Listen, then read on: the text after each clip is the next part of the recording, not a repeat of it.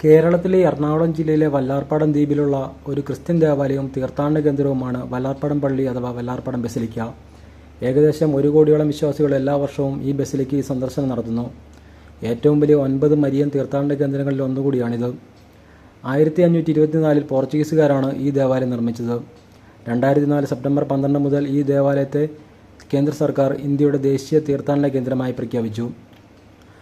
1676 വെള്ളപ്പൊക്കത്തിൽ ഈ ദേവാലയം നാമാവശേഷമായി.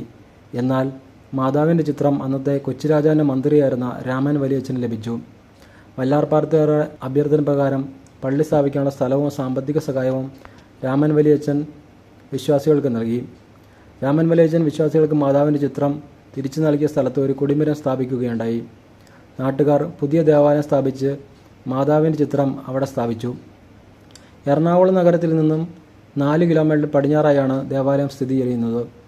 നഗരത്തിൽ നിന്നും ഗോശ്രീ പാലങ്ങൾ വഴി ഇവിടെ എത്താം. ദ്വീപിലേക്കുള്ള 47C എന്ന പുതിയ ദേശീയപാത ദ്വീപിനെ വൻകരയിലെ ദേശീയപാതകളായ 17, 47 എന്നിവയുമായി നേരിട്ട് ചേരാനല്ലൂർ, കളമശ്ശേരി എന്നീ സ്ഥലങ്ങളിൽ ബന്ധിപ്പിക്കുന്നു.